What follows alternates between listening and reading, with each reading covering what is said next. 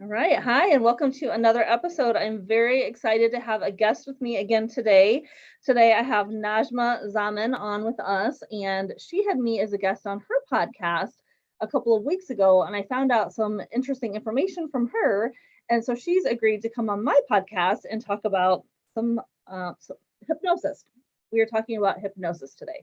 And so she has come on and agreed to be a guest. And she is on a mission to help people increase with their well being. She believes that well being isn't just about physical and mental health, but also about personal development, having purpose in life, and hope. She has a master's degree in positive psychology and coaching psychology, and she likes to help people use positive psychology to increase their well being. And like I said, she does host her own podcast. It's called Wellbeing in the Kingdom, and I'll include a link for that in the comments. And her podcast, she aims to inform, inspire, and empower people to take action towards achieving greater well-being. So Najma, thank you so much for being on my podcast. Thank you, Melissa. It's good to be here. Good. How are you doing? Yeah, I'm doing well. You? Good, doing good. And have you always been a Christian? No. I'm coming up to 20 years though. At the end of this month, it will be 20 years, but no, not always. I was well into my adult life before I became a Christian. Can you tell us about that? I'm curious to hear your salvation story. Yeah, well, actually, my salvation story is linked with, what we are talking about, the hypnosis, the hypnotherapy. So if I sort of start almost like pre-salvation, I trained as a hypnotherapist. And I was working in a alternative health clinic in North London, a place called Primrose Hill in North London. I think Primrose Hill is an area of North London where it's kind of popular for alternative health, and there's a part of North London where there's a lot of alternative stuff that goes on, and that includes a lot of alternative health clinics. Although I think this alternative health stuff is a little bit more widespread these days anyway, but at the time that area particularly has a lot of sort of alternative health practices, clinics and things there, as well as perhaps other alternative things that perhaps people really don't want to go anywhere near, even if hypnotherapy is something that I would now say people shouldn't really go anywhere near, but it offered things. That clinic also had things like osteopathy and massage and craniopathy, things like that, which are okay things. But anyway, so I got a room in a clinic where I was practicing from just once or twice a week, and it was in like a cul-de-sac. Don't know if you use that term in the United States, but yeah, it's a cul-de-sac. And so it was right at the end of the cul-de-sac with this big clinic. And then on either side, there were one or two other clinics as well, and one or two little businesses, but also residential. And right next door to the clinic, on their left side, was a residential house. And there was someone living there. It was when I say house, it was really like a studio flat. And the person that lived there, because it's next door, he got to know the people that worked in the clinic, including myself. So we became friends, and he was a Christian. And I could see he had these stickers on his car about it's never too late to come to Jesus and things like that, these stickers on his car. And so I noticed that. And I think the reason I noticed it is because around that time, I was actually sort of looking for God in a way, because I wasn't, when I grew up, I always believed in God. So I always believed that there was a God, but I was never into what people would say. I wasn't into an organized religion. That's how I saw it, all, organized religions. And I just wasn't interested in actually practicing a religion. And when I trained to be a hypnotherapist, I also got interested in personal development. And I was going to personal development seminars and reading books and things. And one thing I noticed, there's one particular book that I read. It was by a psychologist called Robert Holden. And I've forgotten the title of the book now because it was over 20 years ago. And I just can't remember the title of the book. I can't remember if it was Happiness or something. I'm sure there's happiness in the title. I don't know the exact whole title, but it was by Robert Holden anyway. And he actually mentions God in his book. And I thought, I really like this book more than maybe another book that I've read or seminars that I've been to, because he's actually mentioning God. And that, I really like that, because as I said, I always believed in God, that there is a God. And so I was kind of looking, not maybe actively looking, but sort of, it's sort of almost in the back of my mind most of the time, but I was sort of looking for God. And so I met this friend, and, he was obviously a Christian, and he would talk to me about Jesus, but he wasn't really, he wasn't forcing it. He wasn't pressing it too much. He just, he was definitely talking about Jesus, but I was thinking, yeah, whatever. And I found one particular time, I think, it was like a slow, it felt slow. Maybe it was, looking back, it was like, God was slowly pursuing me. Because I remember around one Easter time, I was in a shop, in a supermarket, and there were the Easter leaflets. We have these leaflets every time just before Easter. It's like, this is Holy Week. And we get a lot of these leaflets around, and people put them on their windows. And so I saw those leaflets, and I was used to seeing them anyway, because around that time people put those things on their windows and you just see those leaflets. But, I noticed it, and I kind of saw it, and yeah, I thought, okay. And then another time, this really unusual situation that happened, I was at the train station, just waiting for a train, and I saw something on the floor, on the ground.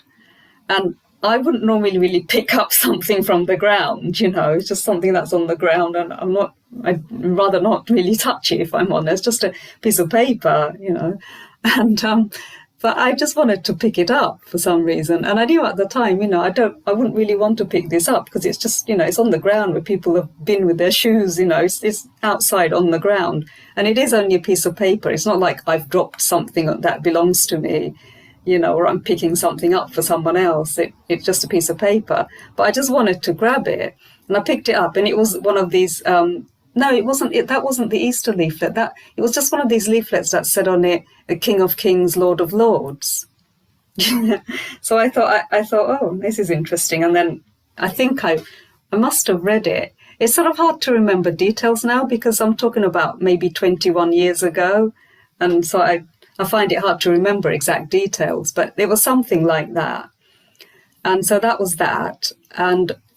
And then I remember soon after that, I got a taxi home from somewhere.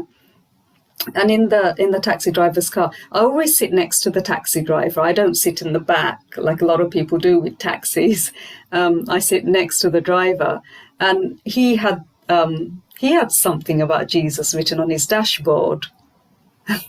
So it was like 2 or 3 things happening really in close proximity to each other, close time frame to each other. And I thought, oh, this is really interesting. And I mentioned these to my friend, and I don't remember exactly what he said, but he was kind of maybe alluded to something like, well, I don't know whether, can't remember what he said, but I think he's basically trying to encourage me. Well, that's the way, something like that. I don't remember exactly the conversation. And, but I still didn't do anything about it so that was Easter time. So that would have been March or April. So it's a good 5-6 months before I actually got saved. What happened was, just before I got saved, I had a situation with a friend who had really done something that really hurt me, and I was really finding it hard to sort of let it go and forgive. And I was talking to my friend about forgiveness, and he was saying, I remember emailing my friend and saying, the Christian friend, that is, not the friend who I was having this issue with forgiveness. I'm talking about the Christian friend. I was saying to him, is forgiveness a big thing in Christianity? I don't know what made me ask that, but I just asked him that. And he said, yeah, that is probably one of the most important things in Christianity, And so I've thought about that. And then this situation happened with my friend who I was really hurt by. And one night I was on the phone to my Christian friend, and I was talking about this situation and how I was feeling about it. And this is going to sound a little bit strange, and that's why I always feel like how I came to Christ is a bit unusual, because we were talking about, the situation that was going on, and I was saying somehow it came up. I can't remember whether it was firstly from me or from my friend that it came up about forgiveness. And I think I said something like, I know I have to forgive, but you know what, it's really difficult to remember the exact words that were said at the time.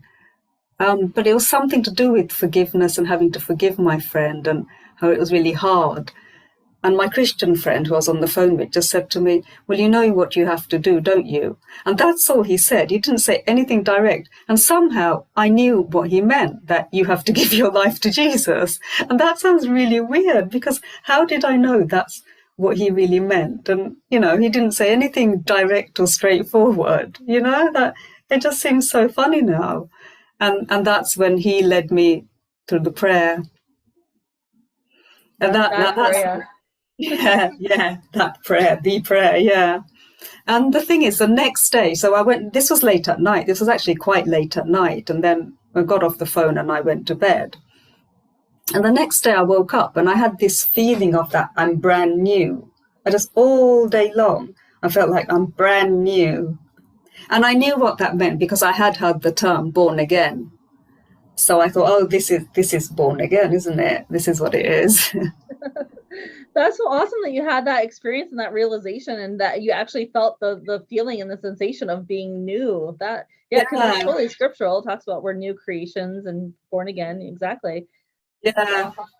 And I had that exact feeling because I think it was pretty much exactly a year later that I got baptized. I think almost a year later to the day that I got baptized. And the day after that, I had that same brand new feeling. Wow. Yeah. Awesome. So you're here and you're going to talk about hypnosis. You used to be a trained hypnotherapist. Yeah. And so hypnosis, it's basically putting someone in an altered state of consciousness. And what exactly happens to that?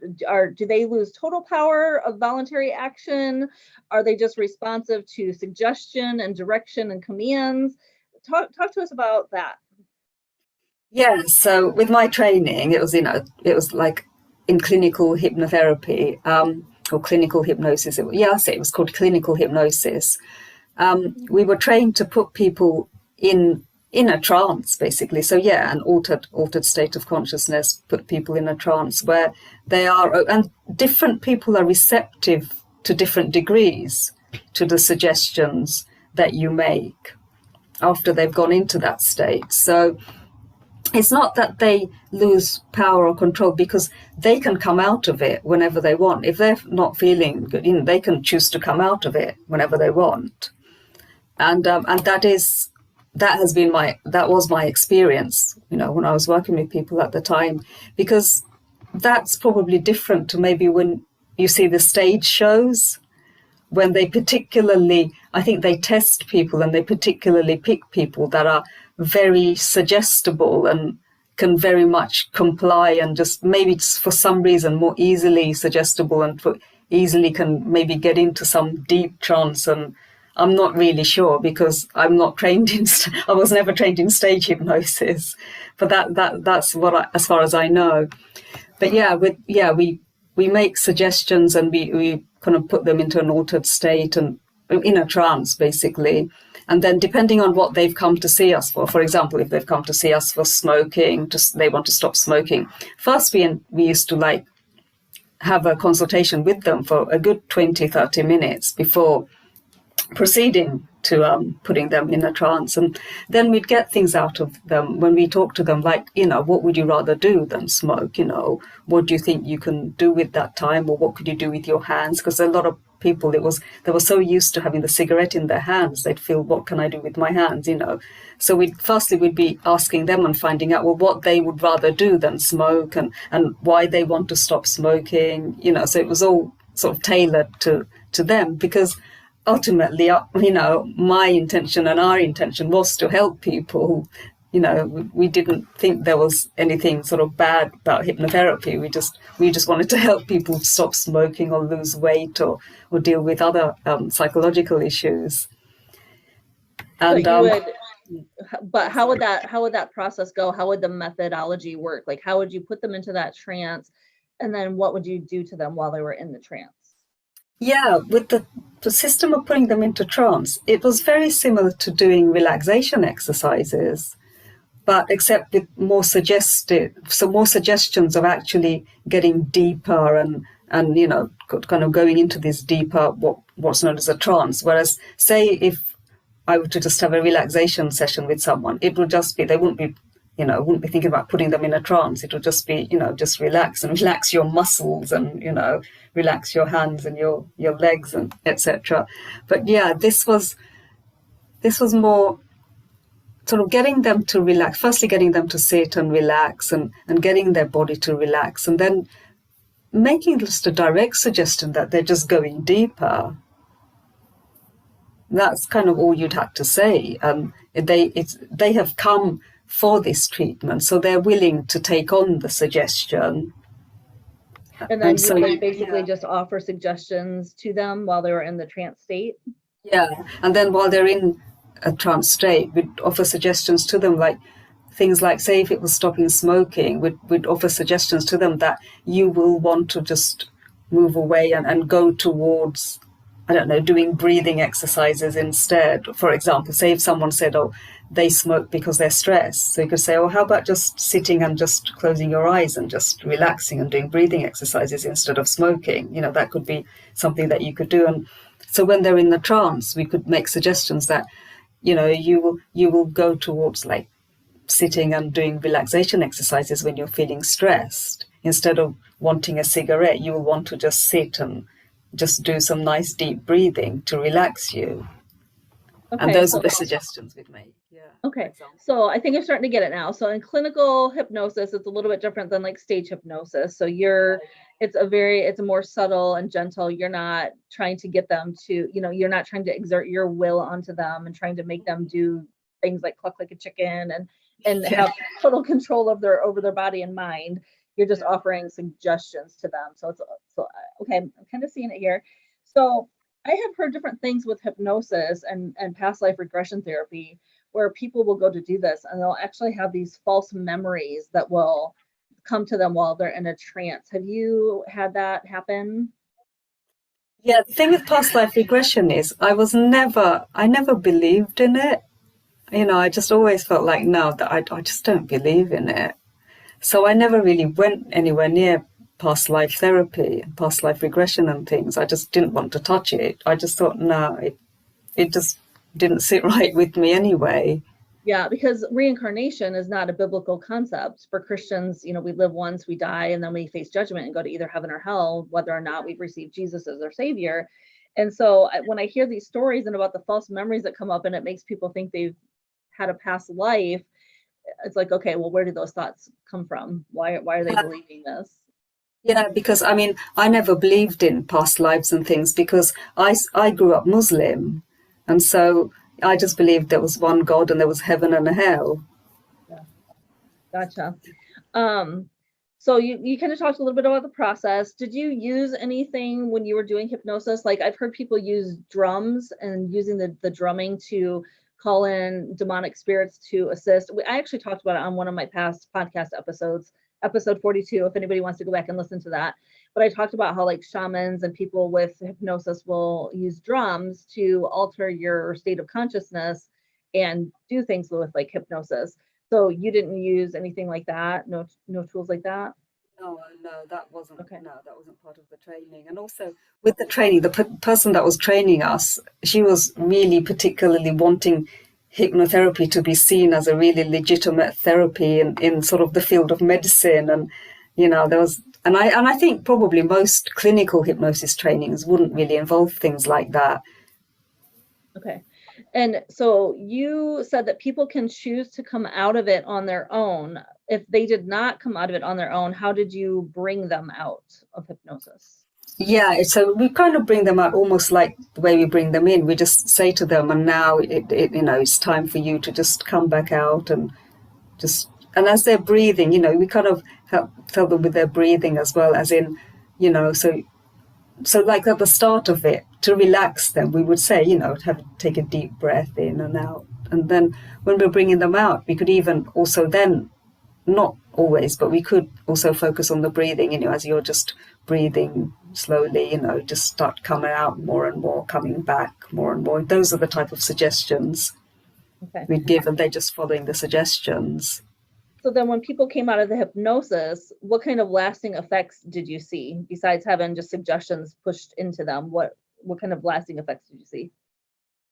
Well, as soon as they came out, they would give feedback about how they felt, and it was more sort of sometime later, say for stop smoking. I did have people who just had that one session and they stopped smoking, and then they never went back. And then other people maybe stopped smoking for a while and then they'd started again. I did have a couple of people who kept coming back every few months to have another session so they would stop smoking again. Gotcha. And I've also heard, and I've actually experienced personally, I won't go into the whole story, but is there anything with trigger words that you've heard about and people being able to be triggered or activated later on with a trigger word? Yeah, that can be used, like words or even like touching or something. Like there's something that you could sort of, it's like twinning something with, say, a word, or pairing something with, say, like touching your thumb and forefinger, for example, could be one that we were suggested in our training. That, you know, I'm trying to think of an example to explain this, because, oh, that's it. It could be when they're feeling really relaxed, we could say to them, now touch your thumb and forefinger. So you're pairing that touch of the thumb and forefinger with the feeling of relaxation. So the next time, if they're feeling stressed, if they touch the thumb and forefinger, then they can feel the relaxation. Oh, gotcha. Interesting. Yeah. And then you also told me a couple of other things, and you told me that you were encouraged to do levitation and automatic writing as part of your training. Yeah. And for those who don't know, what is levitation and what is automatic writing?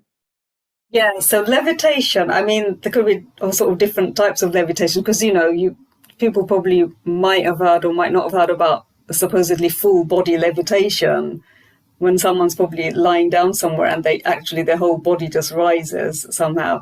I've never actually witnessed that, but we were trained, or at least tried to train, in sort of having like a finger levitate, you know, and we were trained to, we practiced with each other. I don't think I ever did that with a client, but when we were training, we were practicing with each other, like putting each other into a trance and then suggesting that one of their fingers rises up. And then what about the automatic writing?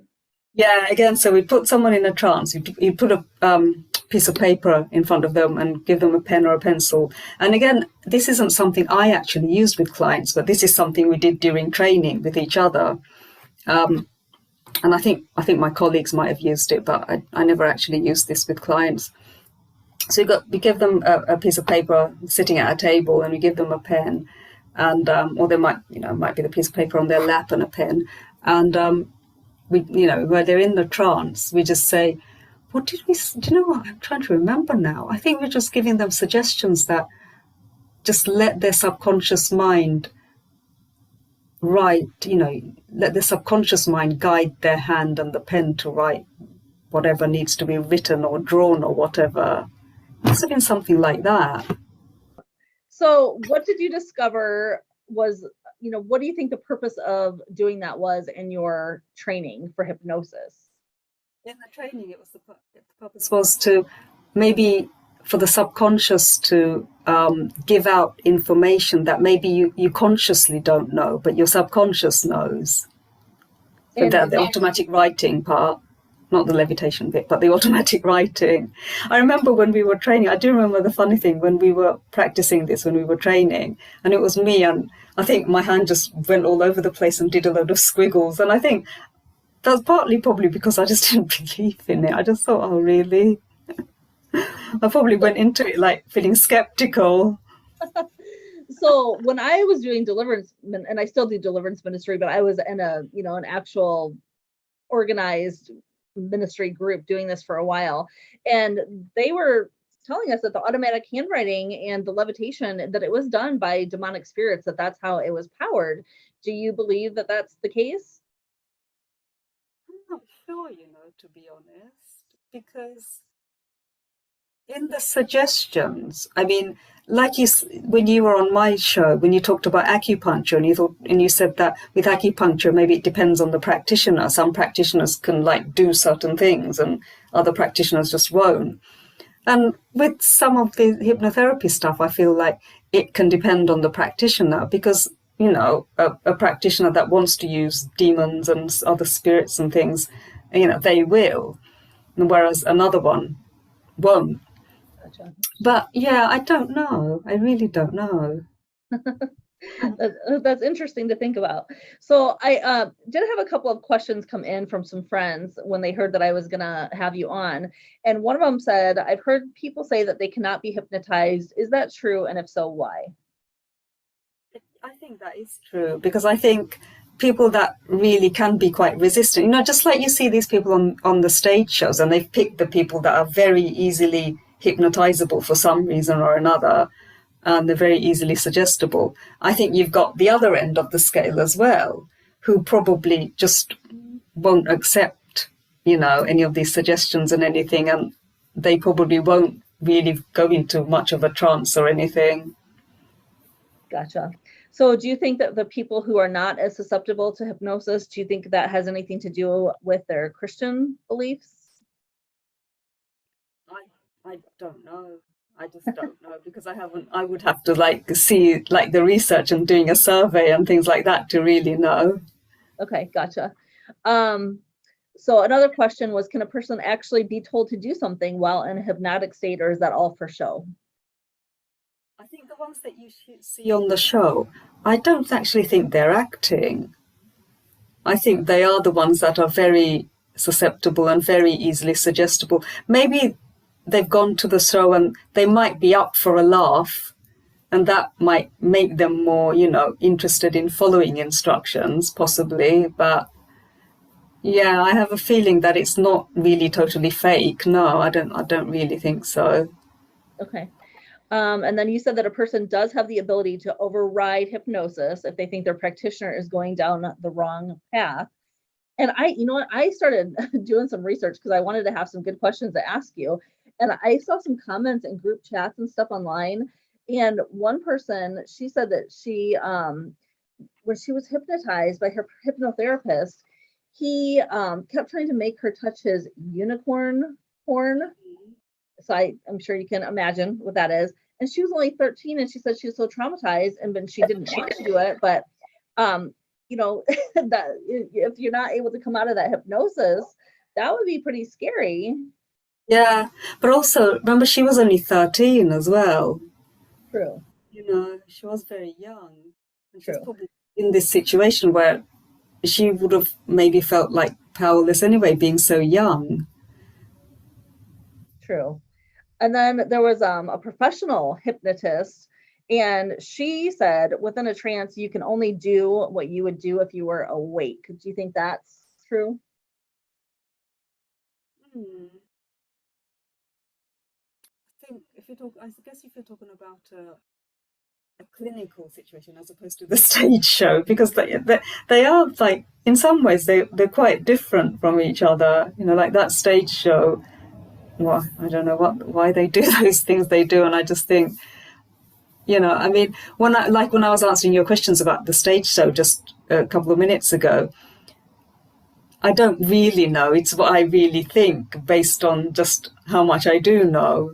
When I said that I think those people really are suggestible, and I don't think they're just faking it or acting. That's as far as I know.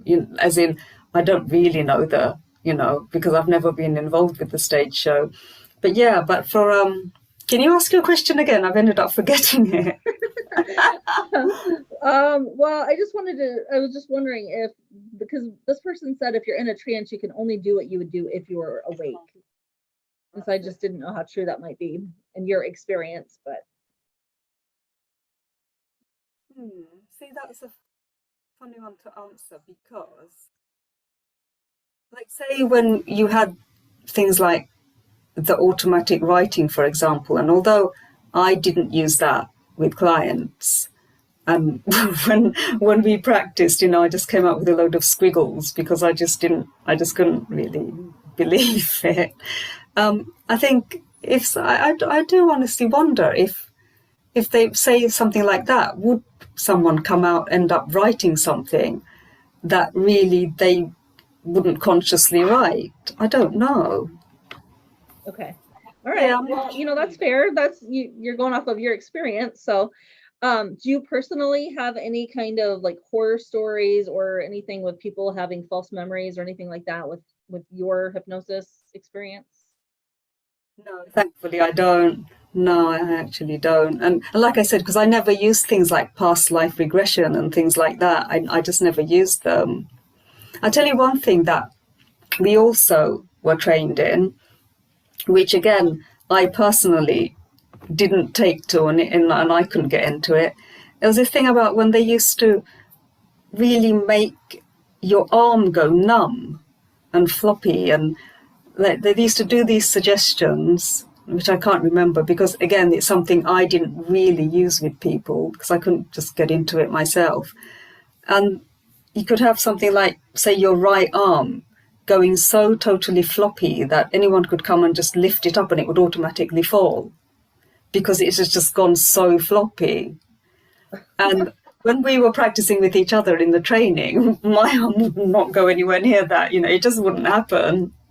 And were you already saved at that time? No. No. Okay. Not while I was training, because I trained and then I practiced for a number of years, quite like 6, 7, 8 years before.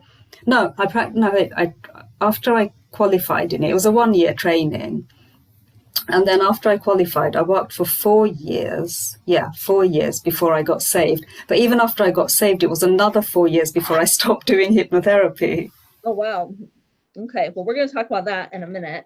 So when I was researching for this podcast episode, I came across this YouTube video and it was called 10 Top Scary Hypnosis Stories.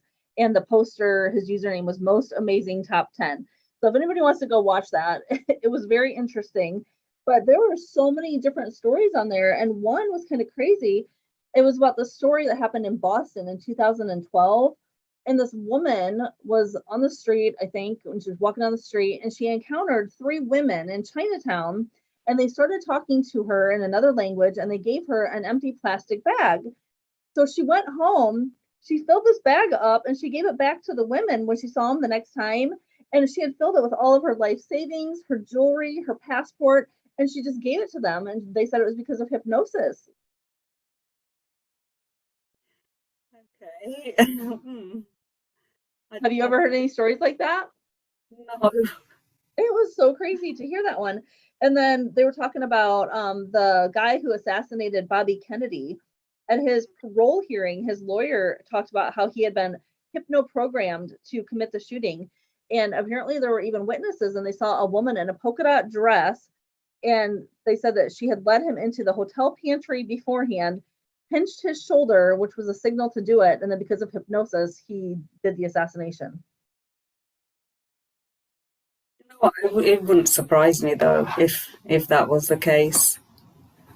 Yeah, there were quite a few crazy things. And then there was another one, a lawyer in 2016. He was sentenced to 12 years in prison because he molested 12 of his female clients.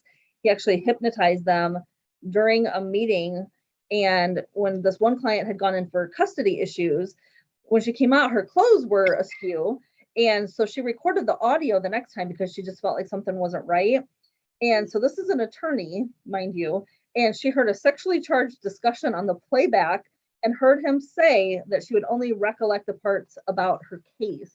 And so he was actually sentenced and charged for that. But there were quite a few. If anybody wants to go listen to that YouTube video, it's pretty interesting. So tell us why you stopped doing hypnosis. What made you decide to discontinue it?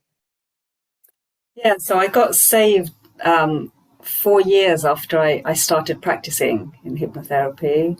And soon after I got saved, I think my friend who sort of led me to the Lord, he was sort of suggesting that, perhaps hypnotherapy isn't really a good thing. It isn't really biblical.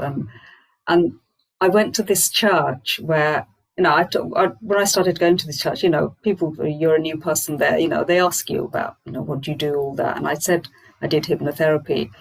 And most of the people kind of didn't sort of think, oh, really, or anything like that. The most of the people just took it as in just another job. None of them kind of said anything. But there was one, I went to like a Church of England church. So there was it was quite a big church, and there were 3 like vicars there. And one of the vicars, I remember once saying, there was one point when I went up for prayer, because I had something coming up and I was a little bit nervous about it. And I went up for prayer about it, and he was praying for me. And then he said to me, you need to renounce your hypnotherapy.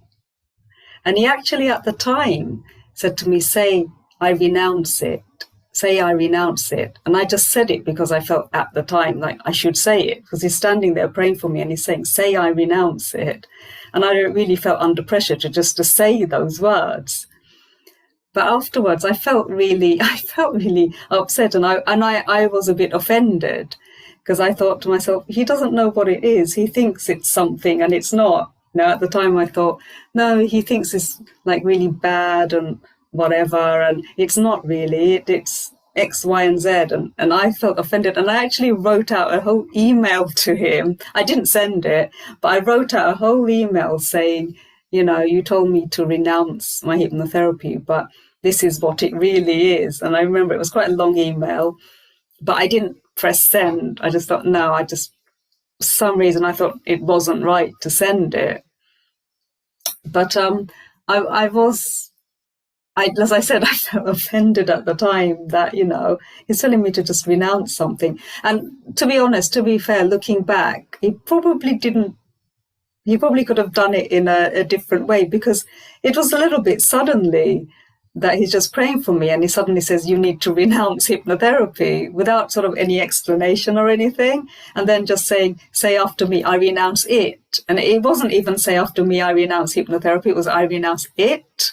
And those are the exact words that I said, I renounce it. So it's a bit of a strange situation, really. But anyway, after I wrote out the email, and I think I told a couple of friends at the church about it as well, and I kind of said I was really upset that he said that. I was not happy with it. And one of my friends was saying, no, he's really nice, because one of my friends, that I'd met there, she had been to that church for a long time, so she knew him and everything. And this probably happened, I'm talking about, I think this probably happened maybe a couple of years after I got saved, that this incident happened. And then so I was still carrying on with the hypnotherapy, and I was praying about it, and God was even leading me towards another thing. He was actually leading me towards doing a course to learn to teach English to international students. So it was that time that I trained in that time. And but even after I did that training, and I was teaching international students in these international schools that we have in London, but I was doing sort of hypnotherapy part-time as well, like in the evenings or on a Saturday or something. And I kept doing that for another almost 2 years. And my Christian friend, the one who led me initially to the Lord, he was sort of beginning to say a little bit more about, it's probably not really the right thing, hypnotherapy isn't really right. And it's really, I wish I could remember more details that I could tell you, but it's just that I just remember sort of just the main events, and I can't remember details as if why he said that wasn't right and things like that. I just don't remember. But he was sort of talking to me about it and sort of encouraging me to perhaps think about leaving it. And I was, trying to understand a little bit more. I was beginning to understand more about why that perhaps wasn't, a good thing. And I was still praying about it, and just still had my hand in there, still doing it a little bit for another couple of years until it was one day I went to see a client and they didn't turn up. So, and, you know, you get that occasionally. I think, you know, most sort of practitioners get, you know, clients that don't turn up. And so I just knocked on my friend's door because he lived next door, you know, because the client hasn't turned up and, you know, come all the way here and you know, there's nothing else to do. And so I just knocked just to say hi. And we were talking, and that's when I really wish I remember the details, but as we were talking and he was kind of encouraging me to stop it, and that's when I just stopped it. I just went in. I think I wrote a resignation letter or something like that, because I'm thinking, did I actually write the letter then, or did I actually go home later on and then type out the resignation? But I sort of decided then that, okay, I'm leaving it. I'm just stopping it now. And I remember my friend had another friend who came over, who I also had known. And we told him that, you know, I've stopped doing hypnotherapy now. And we were just talking about this. And yeah, there isn't anything kind of more, I guess, dramatic to say about that. That's how it happened. That's how I ended up stopping. It was really a slow progress towards stopping and towards like praying and sort of saying, you know, do you actually want me to stop, rather than what people say, you know, God, do you, you know, is this what you want? And kind of slowly being led out of it. So what have you learned since, and what do you know now that makes you feel like hypnosis is maybe not okay and why Christians shouldn't do it? I think the first thing is this thing about just putting people in a trance and giving suggestions. I mean, I know that being in a trance is not unbiblical, because there's, you know, people in trances in the Bible.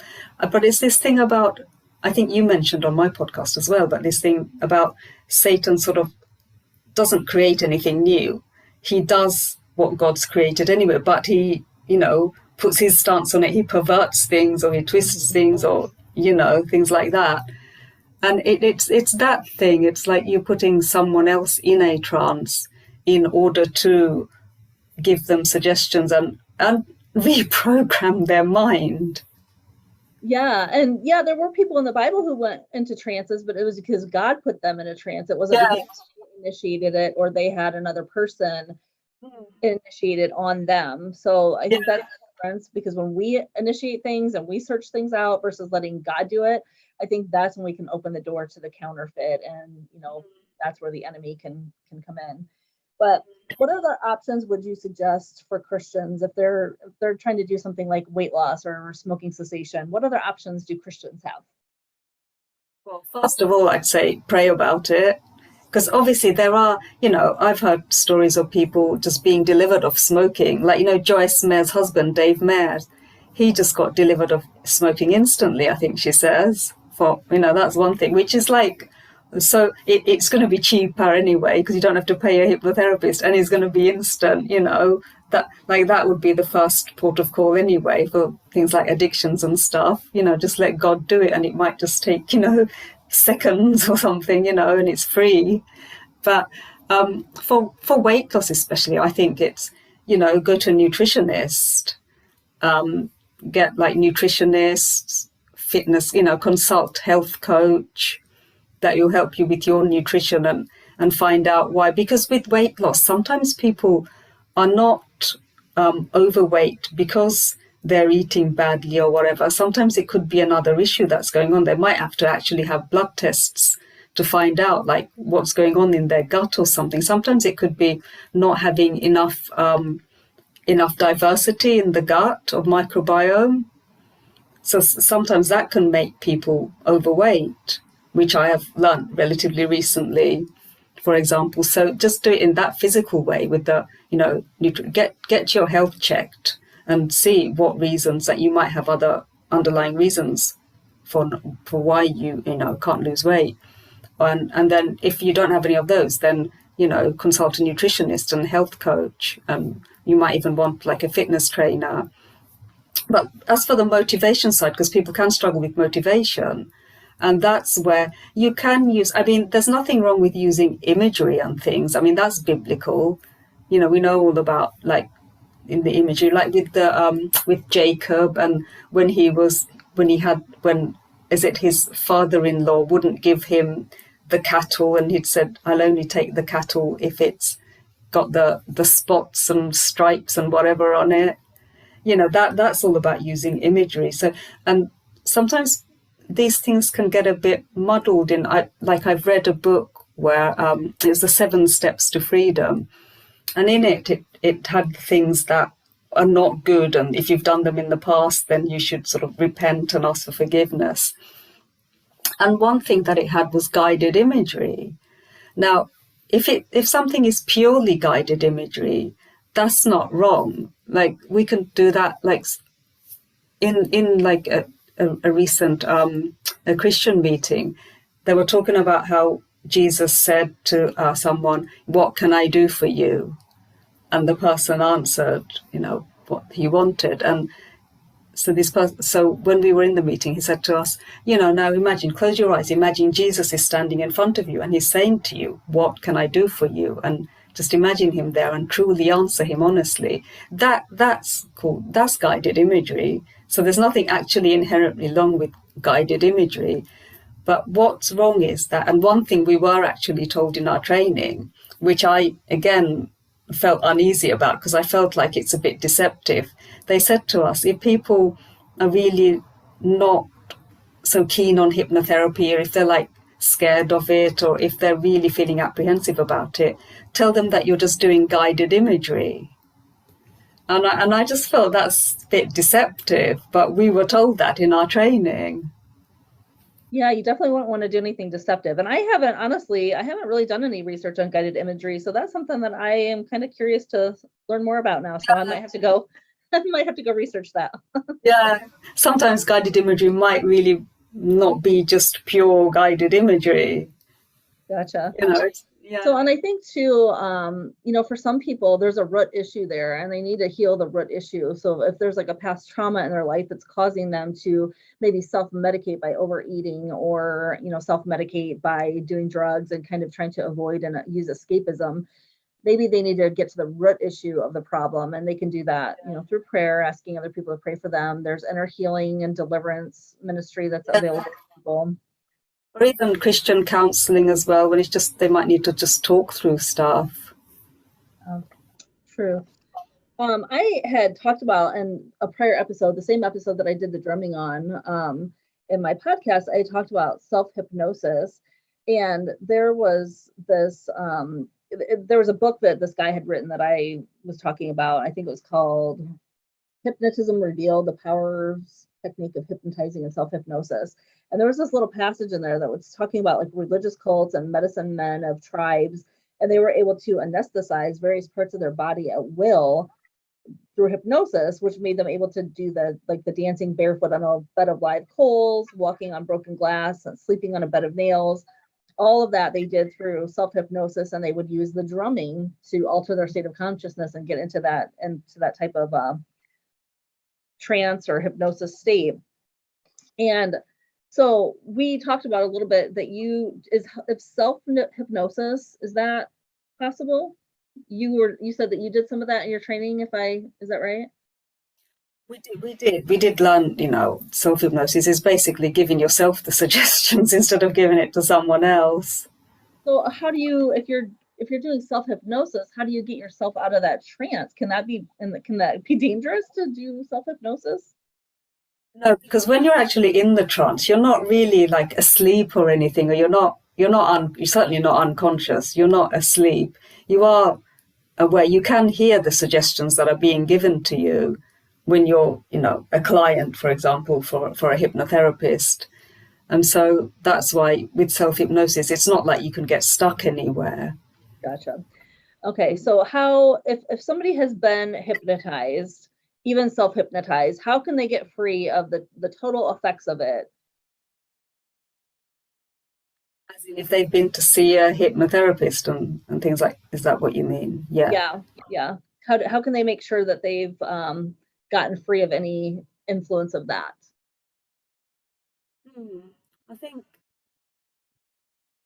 I guess it depends what the influence was, because if they've been hypnotized, by someone who's, I guess what you might call, just a straight hypnotherapist who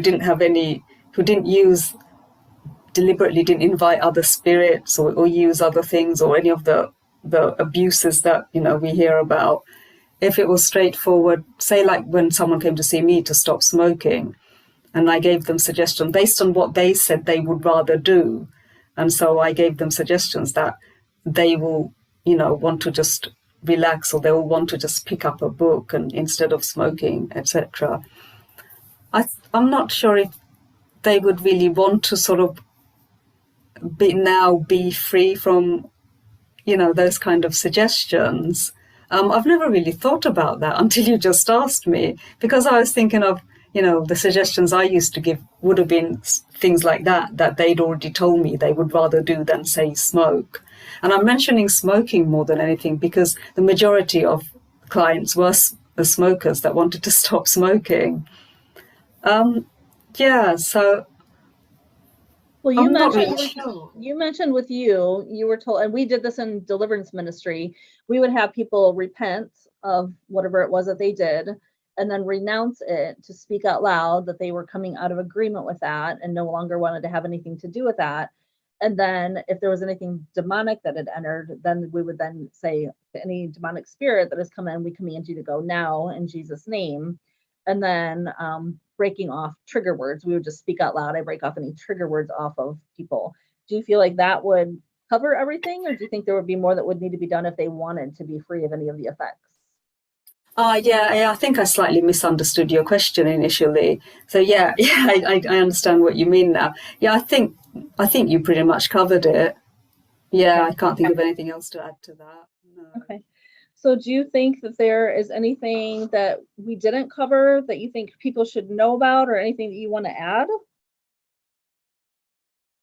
No, because I mentioned the guided imagery, which you hadn't mentioned before, because, the fact that you might have to be careful with people offering guided imagery. Are they actually offering guided imagery, or are they offering, something else, as in hypnosis?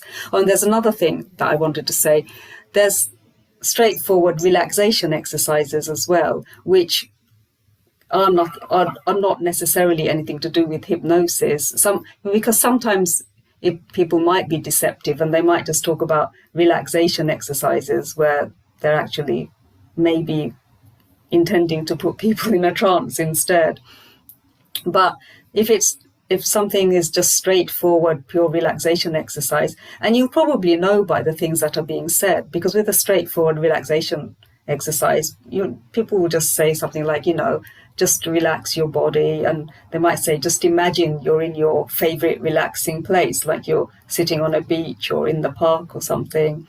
And it'll be more a physical thing, like, now just relax your arm, just, breathe slowly and deeply, and breathe in and breathe out. So it's more just they're working on physical parts of your body just to relax them, and then you'll know that that's probably nothing dangerous. Because I would still do relaxation exercises now, and breathing, especially with the deep breathing. That's all the physical therapists will say, how that's really important for the body anyway.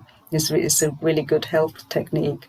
And I would do relaxation exercises where I'm just focusing on just relaxing my arm and just relaxing my legs and just relaxing just the whole of my body, just physically. And I guess I would do that. In some ways, you could say I'm doing that by suggesting that to myself, because I'm telling myself, okay, now just focus on your arm and relax, or, focus on relaxing your feet.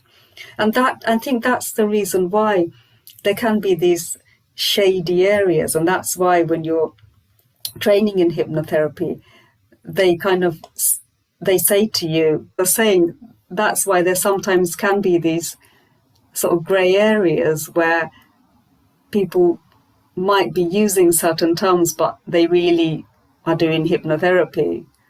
It's got to get, like, the legitimate people probably wouldn't do that. But like I said, in our training, we were told, you can tell people you're doing guided imagery or guided visualization if anyone's apprehensive about it. Yeah, kind of my rule of thumb is if it's not in the Bible, you might want to stay away from it. So if you don't specifically see it in the Bible, definitely pray about whether that's okay to do or not, because God will show us the truth and what's okay to do or not. So I'm going to put a link to your podcast. Again, this is Najma Zaman, and her podcast is Wellbeing in the Kingdom. So I'll put a link to that in the description. And then is there any other way for people to find out more about you? Yeah, I'm on the socials on Instagram, Facebook, and Twitter. And the same handle is I am Najma Zaman. Great. Well, thank you so much for being a guest today. Is there anything else you want to say before we let you go? No, I can't think of anything else. Okay. Well, thank you so much. It's been a pleasure.